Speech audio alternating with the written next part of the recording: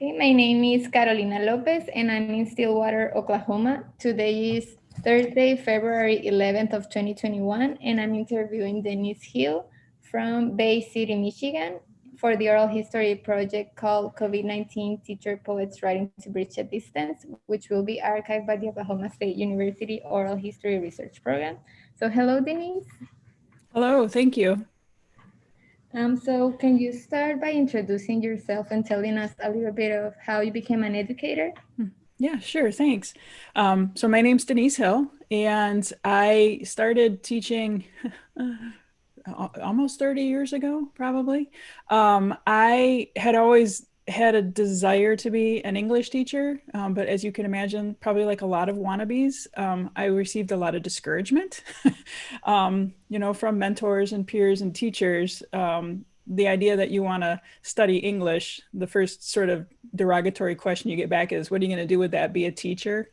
As though it's a terrible thing. And so I was discouraged by it at first and tried some other education paths, in college. But ultimately, as I say, I came back to what I love and pursued English from there. And I always knew I wanted to teach. I teach at a 2-year college, a community college. And I always knew that that's where I wanted to teach. So again, some people say to me, what, you never wanted to be a university professor? As though a 2-year college is settling. And it was just never my design to teach at university. I had been to universities and I knew that I never wanted to teach at one. So I felt a very different kind of a culture and an environment at a 2-year college that I love. And so it took me a while to get a full-time teaching job, almost 10 years, just because they're so difficult to get. It's very competitive. But when I finally did, I knew in my heart of hearts, I'd found my home. And I teach mostly developmental. So students who are not quite college ready. So they come into my writing classes, and I teach majority of my coursework is in developmental writing. But I also teach composition. I teach literature. I teach mythology. That's my specialty area. But also poetry, short story, a lot of different literatures as well. So I've been at the community college level now for over 20 years teaching there. Whoa, that's awesome. Thanks. It is really, when you get to do what you love, it's amazing. Can you tell us a little bit about your school context? You mean like where I teach now? Yeah, how it looks like. Can you talk a little bit more about why you love that environment? Yeah. And it's interesting too, the questions I get on either side is like, why don't you want to teach at university? Or you'd be a great high school teacher. Had you ever thought about teaching high school? And I'm like, well, no. High school is so different from college. And although, yeah, probably I'd be a good high school teacher, I wouldn't feel comfortable in that environment. I've been in it. I've worked in it. I go and I've done observations or spoken with classes, high school classes, and it's just a completely different environment to me. What I like about the 2-year college is I have 15 weeks with these students, and I only see them like when we're face to face a couple times a day. And then after that 15 weeks, boom, we start all over again, and I get a whole new group of students. And there's something that attracts me, I think, better to that kind of idea. Like, we got 15 weeks and then I start all over. Would I like to see some of my students for longer? I don't have that kind of relationshiping with them. Like in the high school environment, you get to see students for years. Sometimes those high school teachers know the students' whole families, right? Siblings come up, or they know their parents in the community. It's a really different kind of relationship you have with those students. And it sounds weird for me to say that, maybe because that sounds like, wow, that sounds really positive and fostering. It can be, but that's just not right for me. I like the challenge of the student who's not college ready. I like the idea that they come in with a lot of misunderstandings about their own skills and what writing is and what college is, and how I can help to support them through that. I worked a lot in social service capacities, domestic violence shelters, homeless shelters, And I sort of have a kinship with people who are struggling and trying to help them figure out how to bridge gaps from where they're struggling to where they want to be. And that's totally different. Again, like give me 15 weeks with a student and I'm going to show them that, first of all, they can write. Secondly, that they are ready for college, right? Or they're going to be soon. And that whatever it is their hopes and dreams are, they can, right? There's a pathway to get there. That's just a very different kind of relationship than, again, like in that high school setting, or if you think of it at the university setting, very different populations of people. And I think it takes unique sets of teachers in every single one of these environments to work with those students, those human beings at that particular level. So I love that community college, smaller sort of feel. And again, just that idea of 15 weeks and you're out of here, and I get a whole new group of students, it's like the start of every semester to me, it feels like a privilege to walk in and get to meet all these new people. And that's what I love about it most. That's amazing. Yeah. Sharing. Okay, so we are here to document the impact of COVID-19 on educators and education. So going back to spring 2020, how did you learn that teachers will be teaching remotely or that school buildings will be closing? Do you remember a specific moment about that? It's yes. Like so many of us now with these histories where major events happen, it's like, where were you on that day? Interestingly enough, in January of the start of that year, I had a student we were doing research projects in a comp course, and she wanted to research pangolins, which I had never in my life heard of. And she was talking about these pangolins and the scales on their bodies and how they're being harvested, and so looking at it as this animal trade and this animal welfare issue. And as we were studying it, I said, oh, okay, some articles came up in the New York Times about pangolins and COVID. And I sent them to her and I said, have you heard of this? Do you understand what this is? And it was purely just based on that student's interest. And she and I started researching it and what is COVID? And we realized, oh, COVID has appeared in other places, and from other animal and other human contacts, right? There'd been these different strains of COVID. That's what then attracted me to the news. Then I started getting all this news feed about COVID. And we went on spring break, and over spring break, like a lot of people, I was like doom scrolling every article I could read about COVID and saying to my coworkers and my people I knew, like, hey, you guys, this is really bad. Like, this is going to be really bad. My writers group, who I was meeting with still, right? Even I shared it with them and I said, I hope you guys are like stocking up on groceries and things like that. And they were like, really? Do you think it's going to be that bad? And I'm like, this is really bad. So then the week we went back to school after spring break, each day I was there with my students, I front loaded them with as much material as I could because I was watching universities shutting down. And the start of that week, it happened in Michigan. And my students were still, still just a lot of denial. Like, really, they're not going to really close schools, are they? And I said, they're closing them. So I was front loading my students with all the material I could possibly give them within the first couple of days that week. Because then by the end of that week, we shut down. And I had prepped them to go online. I had showed them the online space. And I even remember, even then, like some students saying, do you think we're really going to do this? And I said, well, I hope not, but just in case. And so I felt really fortunate. I will always go back and credit that one student who was studying pangolins, who helped me feel, I still had the same fears and apprehensions as everyone, but I felt so much more prepared. I remember going to the grocery store that week and buying toilet paper, and joking about it with my husband. Because even then there was the idea, like we were watching the news feeds, like toilet paper is the thing. So we bought toilet paper. And at one point I said, that's enough, honey.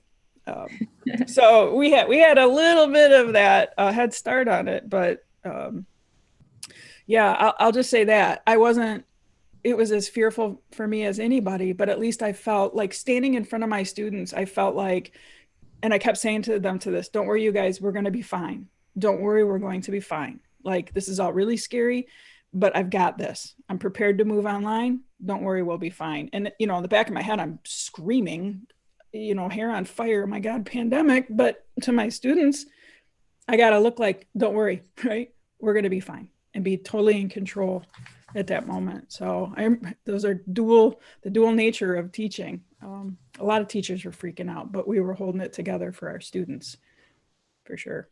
Imagine the challenge for all the teachers. Yes. So around the same time about then the pandemic started, were you writing poetry? You know, that's kind of the tough thing about this is I was so consumed with just work, getting my students online, helping my students, working with them, tracking them every single day. There was not a second I took for myself to do any writing.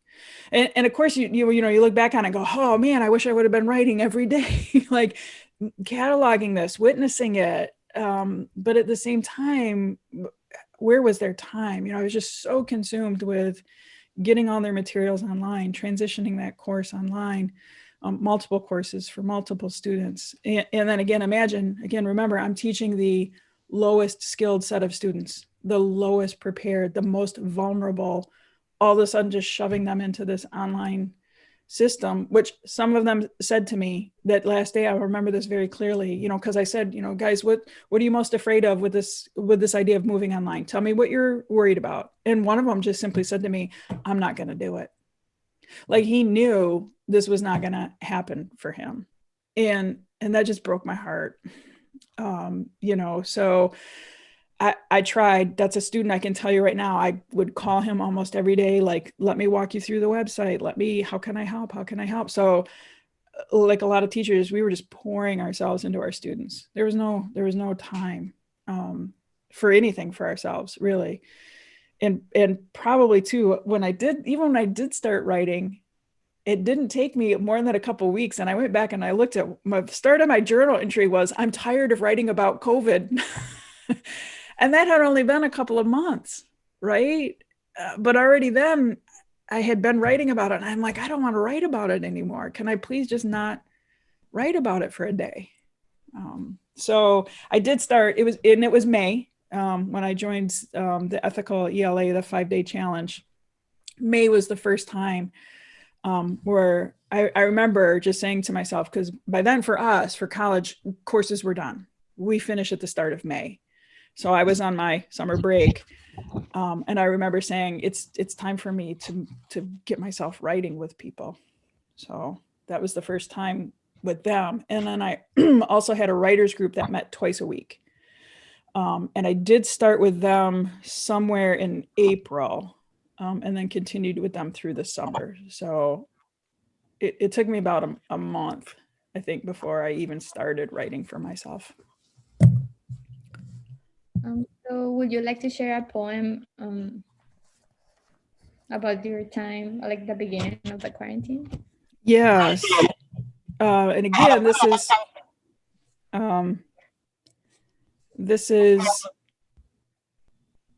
going back to May would have been the first time that I have something that I wrote, again, like I said, with the ethical ELA.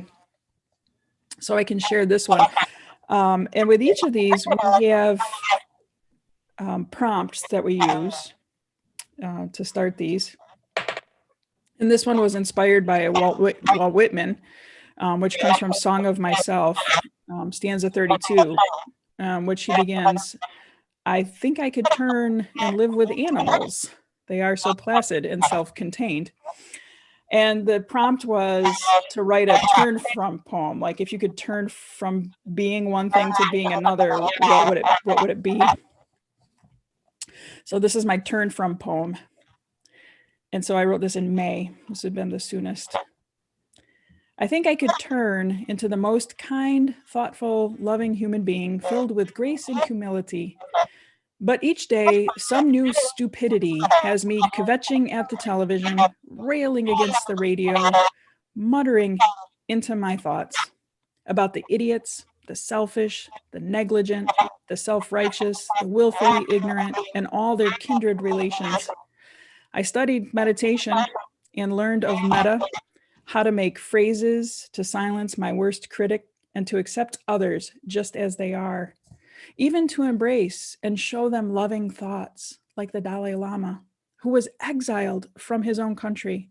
Still, he shows compassion towards those who demonize him, murder his people. He only wants peace and a safe return. I am not the Dalai Lama. I never believe I could turn into anything nearly like him. So each day I breathe, I seethe, I reset, I try again. This is who I am. So beautiful and powerful. Thank you for sharing. So now that you read this poem, can you think about when you wrote it, or does something different comes to your mind while reading it? I think this was at that time, of course, what I'm watching a lot, doom scrolling, like a lot of people, was just people who are not wearing masks, people who are denying that there's COVID, people, right? And watching this unfold. And I think that was just sort of my frustration, like I'm so angry at these people. And so I'm venting that out in this poem. And of course, at the same time, trying to understand there are people going through fear also. There are people with their own angers also, or people suffering from their own issues as well, right? So then you go Dalai Lama, Dalai Lama, Dalai Lama, but I just can't. Sometimes sometimes I think I have every right to just be angry at other people for even just a little slice of my life. And then I just go, okay, let the anger out. Let's focus on, right, the positive. Let's just try to stay focused on, as I would always say, let me just focus on my students or my writing. But sometimes I think it's good to vent those frustrations. Poetry is a great place to vent. For sure. Yeah. So would you say that these issues impact your poetry writing explicitly or implicitly? Both, I think. Because in one way, like I said, even it gets exhausting to witness, and I think poets are here to witness and to write about it. And even if it's just to ourselves, it's a way that we process what we witness is through that writing, journal writing, poetry writing. Some people might express it through like talking with other people. They process it through talking with other people. They process it through more physical activities. But for us as writers, it is really important for us to have that space. And while it's sort of like there were plenty of times where I didn't write about it. And I also think that's the right thing to do. Like, give yourself permission to just not witness for a day. And it doesn't mean, again, to be willfully ignorant. It just means sometimes we have to give ourselves a break also. And some days I just don't feel strong enough. And other days I do. And then when I talk with some people who again, they hit their own wall, like, I just don't feel strong enough today. And then I'll say, this is your role though. Like, you are here to witness. And if nothing else, just witness. Don't feel like you have to do anything about it right now, but at the very least, just open your eyes and just watch. And so I think that's important. And again, for us as poets, that's our place to process. Yeah. So as we know, COVID-19 impacted the states and schools in different ways. So how did your state responded, or how did teachers respond to that transition to teach remotely? I actually feel very confident in our state and in our political leadership's decision making very early on, despite the negativity and the backlash against that, the frustrations. Also, as a teacher, all I can say is I feel very fortunate in the place that I am, that I was able to continue, first of all, just my job, right? Continue my work. But then also very fortunate that I could continue to support my students. Like, their education was disrupted, but not completely interrupted. For some, yes, it was completely interrupted just because they could not continue on in that new format. But there was still, the opportunity was still there. And so I feel very positive about the decisions that were made, very positive about the decisions to, just shut a lot down when there was so much uncertainty. Until we could figure out what's the best way to, sort of come back. What's the safest way? And I think that has to be the most important question. At the same time, continuing to provide support for our students and our teachers. Did we do enough of that? I think that's, if there's sort of a look back question, this was a huge burden for teachers.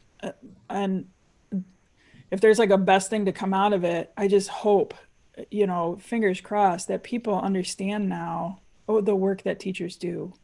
I don't think a parent who's forced home with children, suddenly having to deal with a lot of the online schooling, that's not like, you can't say, oh, now you understand exactly what a teacher's job is. That's not it at all.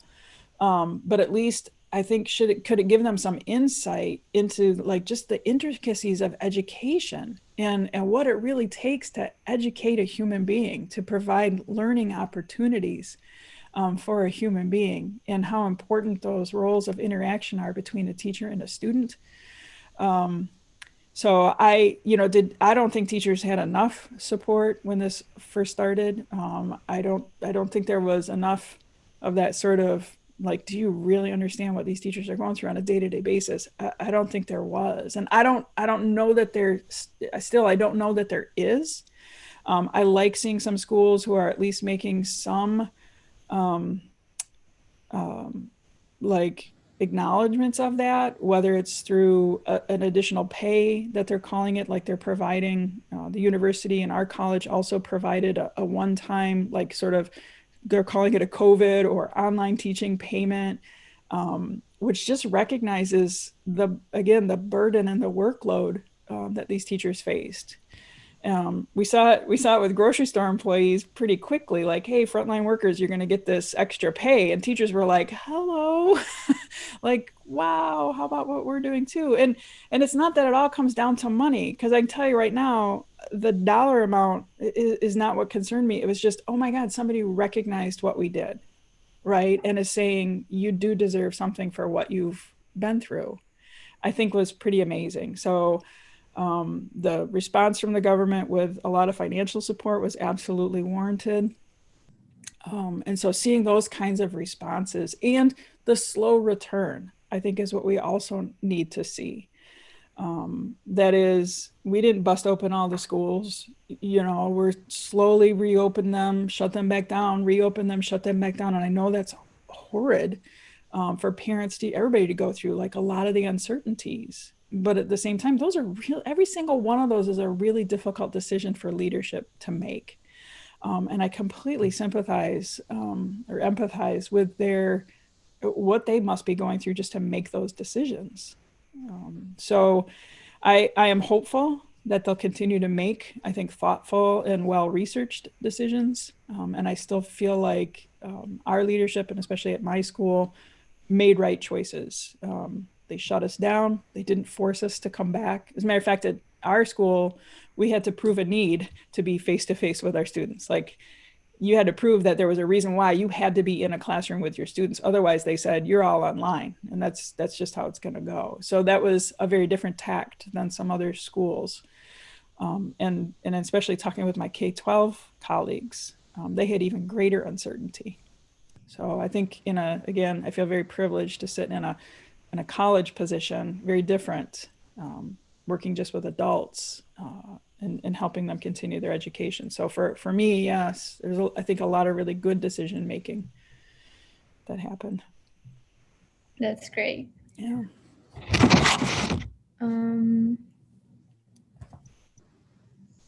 So to follow up with how the states continued with distance learning, how did your school year ended? That Yeah, that particular school year, well, we all moved online. And the biggest concern was our students being able to have access. There were a lot of picture sharing going on of like students who were literally setting up their laptops and tables in parking lots outside of Taco Bell, outside of their public library, because they're trying to get internet access. Um, and the idea of test taking in that kind of an environment, but we live in like we have three fairly larger cities here, but then tons of agricultural. We're surrounded by farmlands here, and so a lot of our students are in these remote areas where they don't even have reliable internet access. So a lot of it was just it was we called it triage. I mean, we were just trying to get students through. We were just trying to get them to finish. And we handed out, so many incompletes, which is something teachers hate to use. Myself personally, if a student comes to me and says, "Can I get an incomplete?" I'm like, oh man, is there any other thing that we could do rather than to give you an incomplete? Because then you've got like a semester or two to finish that. And I have never seen a student finish an incomplete ever. So I will try to work out any other kind of, what can we do? Can I give you an extension? Can I give you one extra week? What is it you need? How do we need to help you finish without having to do the incomplete? I gave out, I think, maybe 8 incompletes at the end of that school year. Oh, and that for me is awful. One student actually came back and finished. And a couple of those students contacted me, and said, "What do I need to do to finish this incomplete?" Well, and then you send them a big long laundry list of all these assignments, and you never hear from them again. These are students who really need that face to face, right?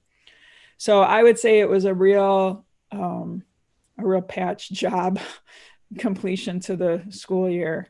And I remember the day I submitted. So try not to do this, but I submitted my grades. And I was walking with my husband, and we walked like 2 or 3 blocks from the house, and all of a sudden I just try not to cry now, but I just burst into tears. Like the reality that we had made it through this semester was so emotionally overwhelming for me. I just stopped and I'm crying in the middle of the street. And I said, I just need to cry. I just finally could let it all out. The emotional stress, even of just that finishing out a month of school. My heart goes out to my K-12 colleagues because they go much longer. And like I said, man, the fortitude to be a K-12 teacher at these times, I can't imagine that for them. So it was, there's relief, but also just so much emotional distress at that time. So it was the worst. It was the best and worst end to a semester school year ever. That's what I can say. So do you have any significant takeaways from that time? I wish I wish I could have helped more for my colleagues who were suffering more. And I don't think I fully understood how difficult it was for you can imagine, oh gosh, for my student who doesn't have internet, and you try to make adjustments for them. Or my student who's now home with a child, and I can make adjustments for them. But I honestly, it was like more about my colleagues who now were in the exact same situation I am, but some of them with children at home who now they're also, I mean, how do you explain the pandemic to a child? I don't know. I don't have children. I don't have children at home, right? And I'm not a K-12 teacher. I'm a very adult focused individual. But my heart would it would just break when I would talk with K-12 colleagues who are, struggling with this, plus with their own children at home, or my college teaching colleagues. And I just kept sitting here thinking, I wish there was something more I could do to help them. You can't, right? Can I babysit for you? You can't. It's a pandemic. So I mean, these things that you might normally extend a helping hand for, you just couldn't at that time. Can I cook you guys a meal and bring it? I mean, you couldn't do anything. That was really an act of kindness that you would normally be able to do to show support for someone. And so, like I said, that's part of why I think teachers were not well supported from the start. Just that idea of everything they were going through, plus they had their own personal lives on top of that they were faced with and struggling with each day too. So as I go through this, I almost wish I could say to colleagues, what kind of help could someone have even offered you? I don't know. How could we have better supported one another? I don't know. So that's and I think just being there. I mean, if there's one takeaway, I just tried to be there for people, and I tried to develop despite the poem I read, I tried to develop more of a sense of empathy and ways that I could offer support to them, just by texting or just sending an email, trying to be careful, even about things I might say, because I don't fully understand their situation. And so it even changed conversations we might have with one another and how we might talk about certain things with each other. So I tried to be more supportive. If I had a takeaway, it is I would try from the very beginning in any situation. If I know somebody's going through a difficult time, the first question I would just say is, I really want to help you. How can I do that? What could I possibly offer to you?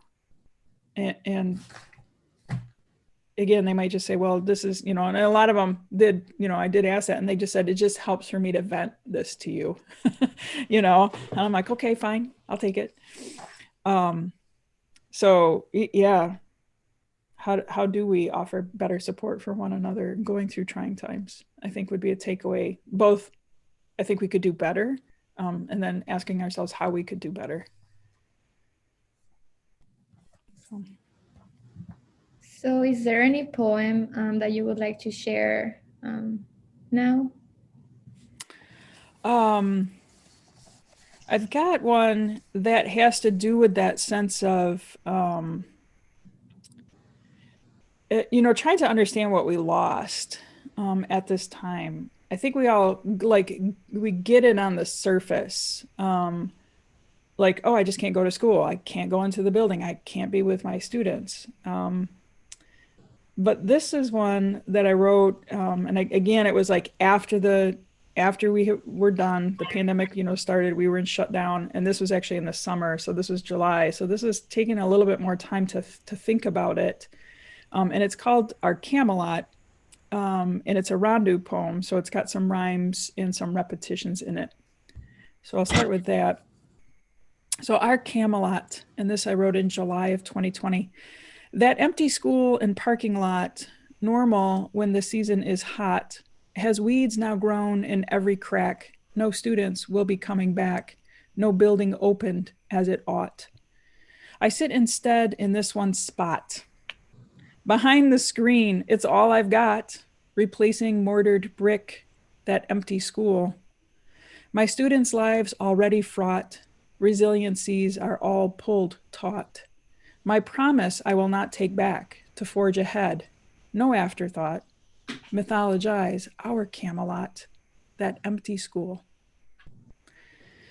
And I think that was kind of more of a lament of, we knew what we loved most about teaching and being with our students.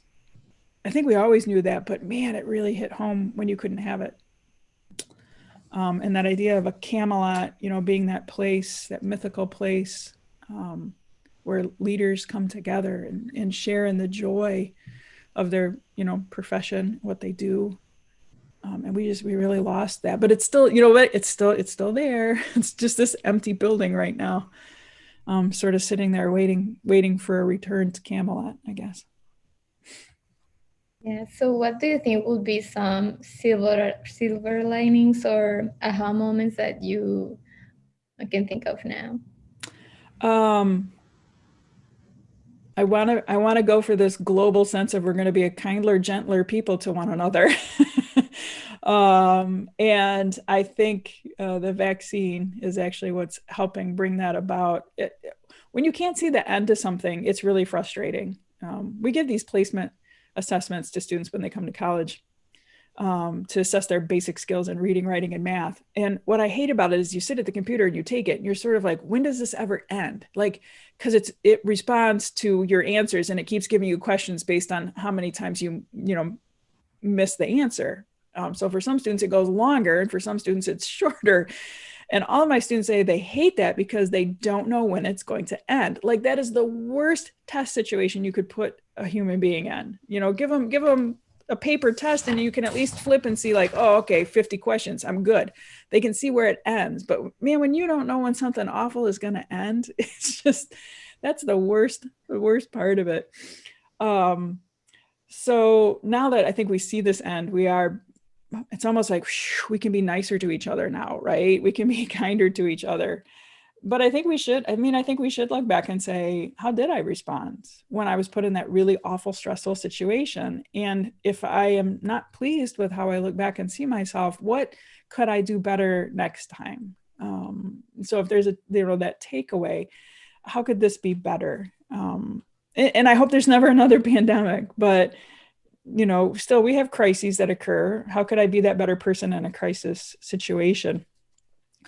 I think my students, so they tell me now, say, as soon as I can come back into a face-to-face classroom, I swear I will never skip class again in my whole life. I'm going to have to be like so sick to miss class. They cannot wait to be back in the classroom face-to-face. So I'm like, I'm probably going to have the best attendance ever once we can be back in a face-to-face classroom situation. They're just so anxious for that. And there's almost like I say, a renewed sense of appreciation for education and for educators. We have seen such a decline in that respectful relationship with teachers and educators over the past, it's been growing over this past decade, 15 years. I've watched that. And, you see states, and I'll just name names, but Wisconsin, who went after the unions and really just destroyed the state's relationship with their teachers, their K-12 teachers. I can't understand it. We have students, we're in a crisis right now, really, of teachers in classrooms because so many young people were turned away and turned off from the idea of being a teacher. And I think a lot of it just has to do with how our culture shows respect for that role. And, we make jokes like, yeah, we should be paid like NFL stars and make $1 million. And that's not, I can tell you right now, that's not it at all. It's like that check we got, like, hey, thanks for working through the COVID so hard. It's like the dollar amount was one thing, but it was just the recognition, right? The understanding, like, thank you, because that was really hard what you guys went through. And I would like to think that people will see that now every single day, that teachers are back in the classroom like, oh my gosh, you guys do so much to create a positive and effective learning environment for students. Never understood that until, right, my kid was forced home for months on end and could only work at a computer. Some students thrive in that environment, and good for them. But I think the majority of people, what I hope is we come out of this with a greater appreciation for education and educators. Right? Yeah. Is there any poem that you would like to share about towards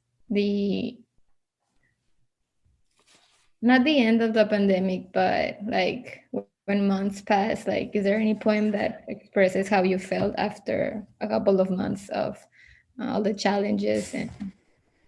Yeah, this one is called Indelible Moments, and I wrote this one in August. So this would have been right before we were going back, because we start mid-August at the college, and of course we knew we were just going to be all online too at that point. So that much we knew. But this would have been right before our school opened back up for fall semester. So indelible moments, we were asked to go back on the 5-day challenge and sort of think about moments in our past. I worked on several different past moments and tried to show the connection with those. So indelible moments from August 2020. And in this first bit, I reference a person by the name N, just because I don't want to use his name in the poem. So that's a person I'm referring to. Indelible moments.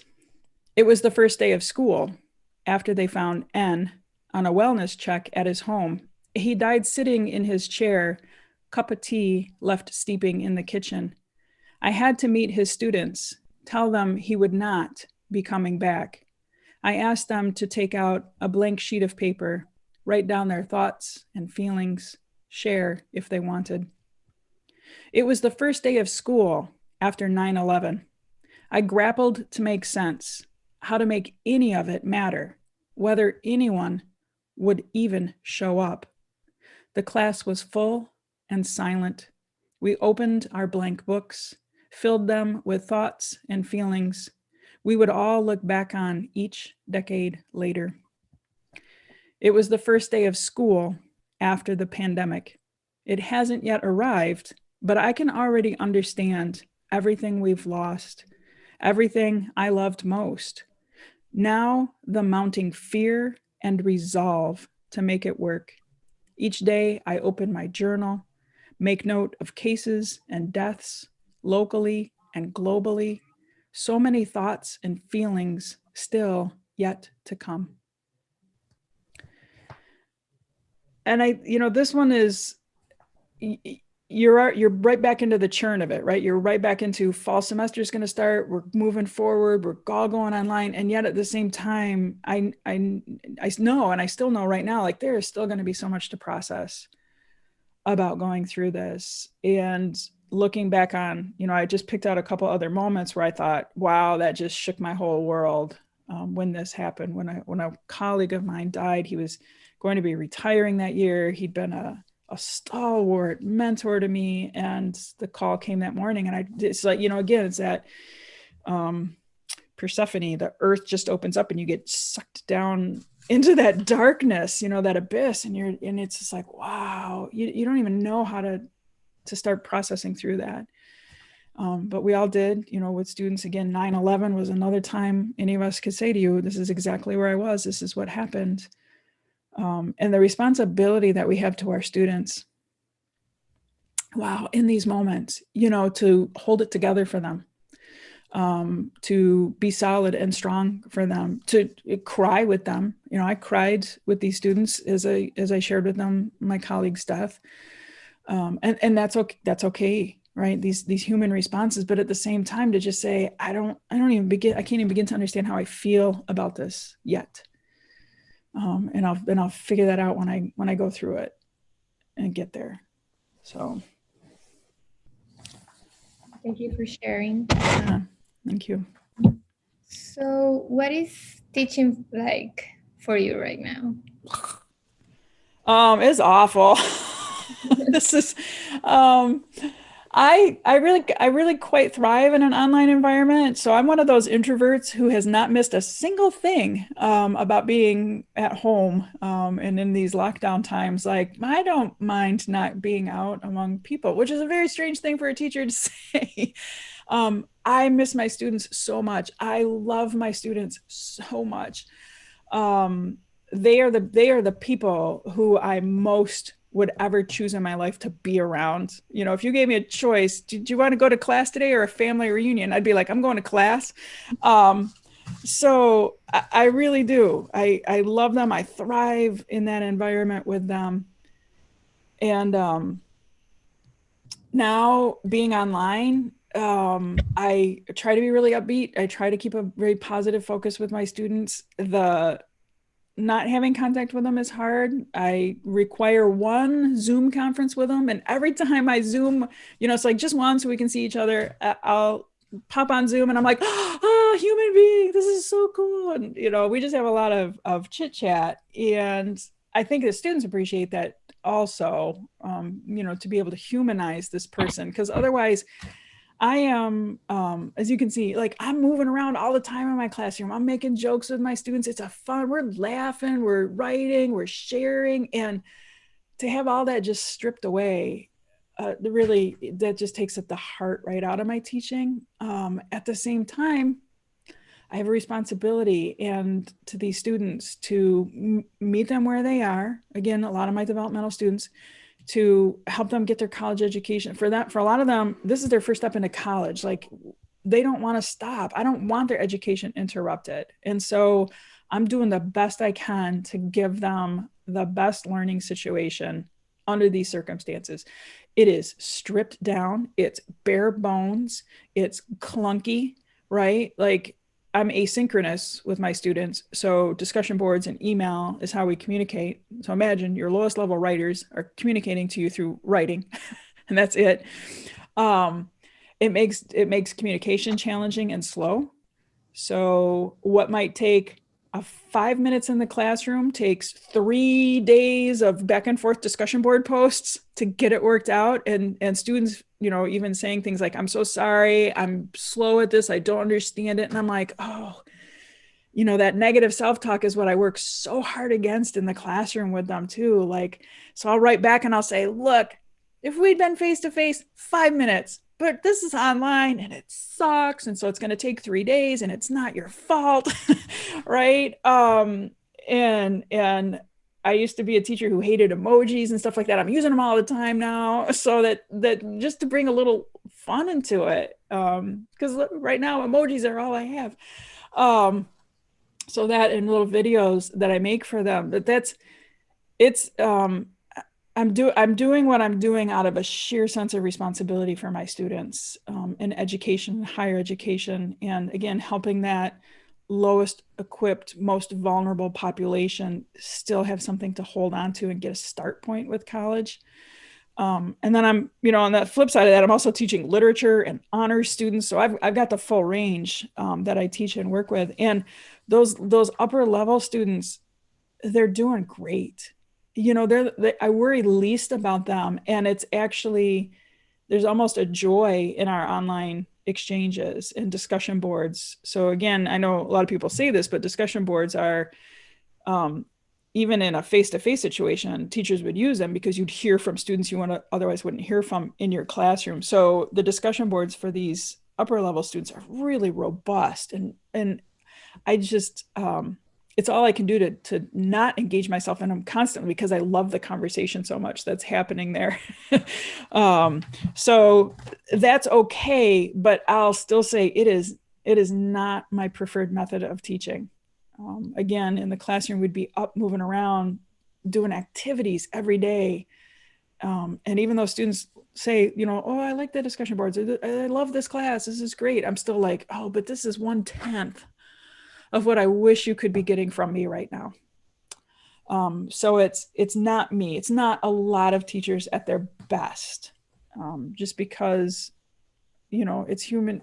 Education is a human activity. And again, if there's a takeaway, I hope people appreciate that as well, that online education is not a substitute for face-to-face. It is scaled down. It's a fraction of what a face-to-face environment could provide to a student in a real human being in a human setting, synchronously, responding immediately to students. It's a fraction of that. Even students who would take online courses, we've surveyed them before. Like, why are you taking this course online? Because of their work schedule, because of childcare issues, because of health issues, because it's nothing else fit their day and time slots, right?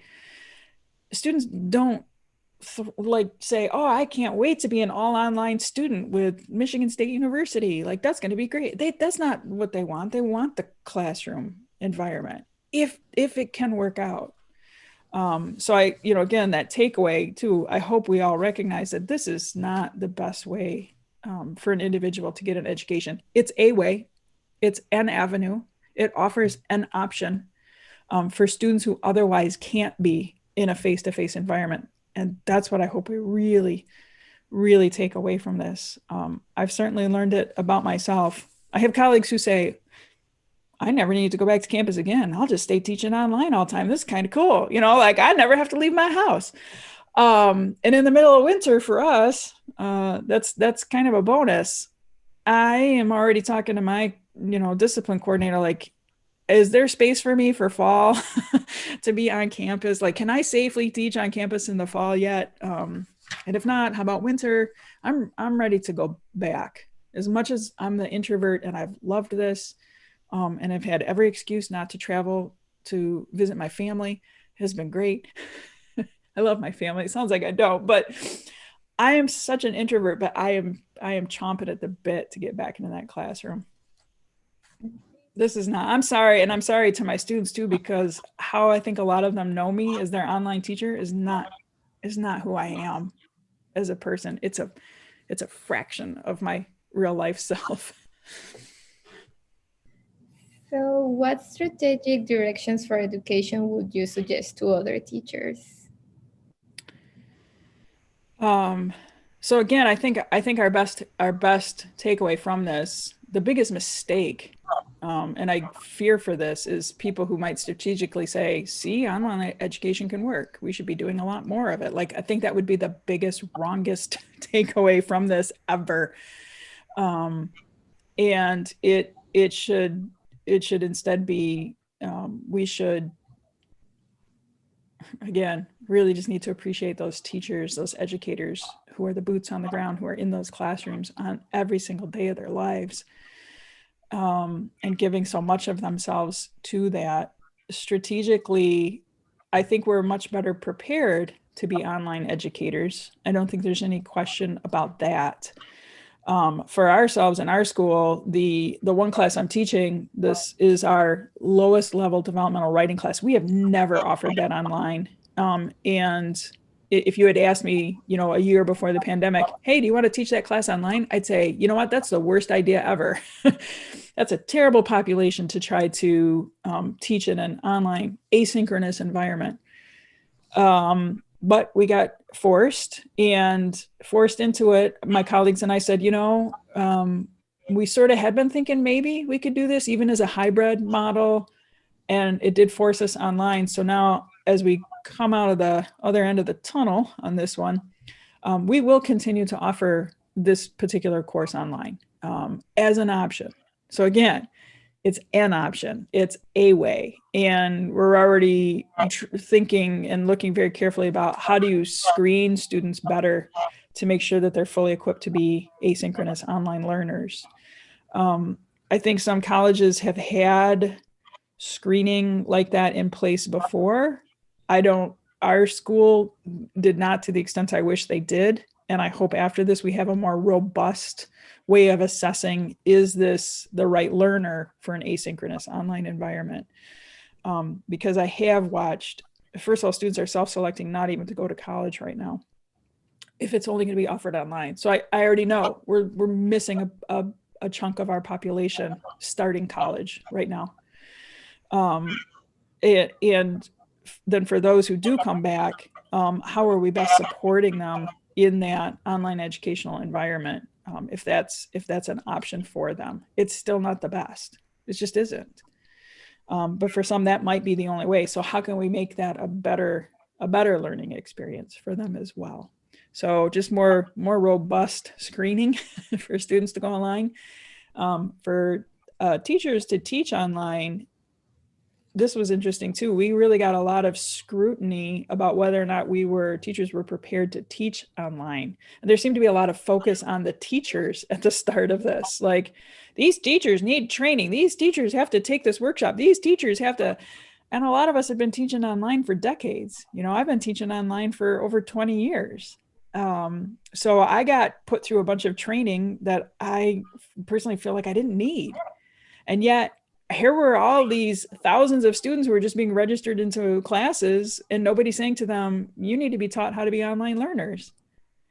And it would take a couple of weeks. It literally took 3 to 5 weeks, fall semester, to get some students acclimated to the online learning environment. And that's a ridiculously slow upstart. So this semester was better. But again, what are we putting into place to, if we're going to continue this, strategically to offer online education, or maybe even increase it as a result of this? What are we doing to make sure our students are best prepared for that? Because I think the mistake was we just assumed students can thrive in an online environment because they're technology natives, which has zero to do with online learning. Being able to Facebook or TikTok is not being able to take a 200 level literature course online. two are not in the same realm. So, yeah. So about your writing life, so what it felt to have like a third space to write your poems and share it with other teachers? So which space do you mean? Like ethical ELA? Oh my gosh.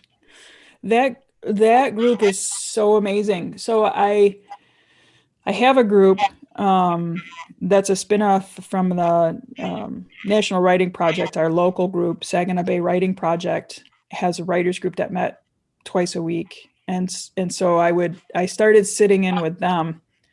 And again, they're all K-12, and I'm the only college teacher in that group. So I learned a lot from them about what was going on in the public schools, what they were going through, what their lives were like from that.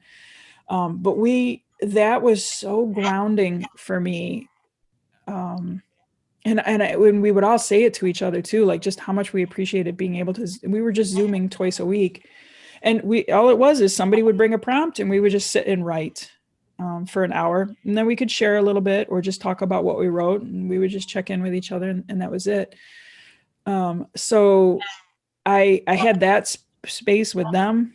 And then I had the ethical ELA, which came up once a month, which was a whole different kind of space because the challenges that you're provided get you to think outside, like sort of think outside your own box, so to speak. Like when I just sit with my writers group, we get a prompt, and that became very, the rote method of that became really comforting. The ethical ELA was more challenging because it would push me outside. And there was 1 month I remember, I think I skipped it, to be honest with you. Like they were using so many strict forms in the poetry. It felt really constraining to me. And at one point I might have appreciated sort of that diversion of, please just let me focus on anything. Like I said, some of these are rondeau poems or they're stylized a certain way because that was the challenge. That forced me to have to focus on something different. But there was 1 month where it's like, oh, I don't know if I can. I was already feeling so constrained with everything I was having to deal with. I just didn't feel like I could work in form poetry. So I skipped it. But then, those next months, I appreciate it because the month to month, what's interesting is to go back and look at those poems and put myself back in that place. Like sitting here doing this has asked me to do. A lot of times when I do those ethical ELA poems, I'm like, that's just what that is. That's that space. I posted the poem. I'm done with it. And I don't go back. They're not poems I go back to and think, oh, I'm going to work on these, or I'm going to send this in for publication. Because first of all, they're already published online, and some publications won't even accept that if you've published them that way. So I've never thought of those poems as something I go back to. They are just very in the moment for me. And it's all about the experience and connection with others. Being able to give each other feedback in that space is incredible, because it's just focused on the poetry, and it is such a positive and supportive group of people who interact in there. I think like occasionally you get some feedback on your writing, like, hey, if you wanted to work on this, here's how you could like make this a stronger poem. But that's not even it. They're just all there to enjoy like the emotion, the imagery, the symbolism, the metaphor, like, and just really get into like each other's lives with one another. So it's a very different kind of space. And that we're free as teachers to write about our teaching experience too in the poetry, and people in that group understand it. So I wrote one piece about, a really tense conversation I had with a student and how that turned out. And I get immediately like, oh my gosh, I've had conversations like that with students. Oh my gosh, like this affirmation, like you're not the only teacher going through this, or here's what I did when that happened, or wow, what an amazing thing that you did with that student. So I love that we have that space as teachers where we can share teaching moments with each other as well, or not, right? We're writers too. So just being able to talk to each other as writers. It's that sort of, again, that dual identity that we have. My t-shirt, writer teacher. It's a dual identity that we carry with us all the time. In that when people too, when they say something like, oh, you teach English, first of all, then they say, oh, I got to watch how I talk. And really teachers don't care about how you talk at all, not English teachers. And that would be communications. So I'd like to set people, correct on that right away. But that, and then they'll say something like, oh, well, what do you write? Like, what are you writing? Like, comments on student papers. Like, that's what I write the most of. That's, if I could have a book, it would be comments from student papers, because I've written at least 10 novels by now. We don't, you know what I mean? Like, we don't often have that support for our own craft, or pursuing our own craft. So this ethical ELA space is now so important to me. And I don't like missing a month. I don't like the thought of that. I set my little phone alarm the day before, so I'm sure that I go and check the website and make sure that I don't miss the first day. And even if I'm exhausted, or I forgot that day, or I had to put it off, first thing the next morning, I make myself go to that group, and I start my day with it. So it's anybody who doesn't have this kind of group, if there's a teacher writer out there who does not have this kind of support, you need to make it. Start your own group somehow, some way, because it's incredible. And each writers group, because of the makeup of people, is different. And so, I'm already in a writers group. Well, if you're not in a teacher's writer group, then get in a teacher's writers group, because it's a very different from other kinds of groups. Yeah. That's great. So we are coming to the end of our time, and is there anything that you would like to add, or that I didn't ask, or is there a poem that you would like to share to close interview? I do have a poem, and this was an interesting one, because what I'll add is just this, just a sense of thankfulness and gratitude for my colleagues at all levels. Again, as I say, I chose the level of teaching I chose because that was the best fit for me. And I could never see myself being a high school teacher. I could never see myself being a university teacher, but I have so much respect, and am so grateful for those people who are, because I get students coming up from the high schools and going on to the universities. And so I'm in again, a very unique and privileged place to be able to get to know these students, every one of these human beings.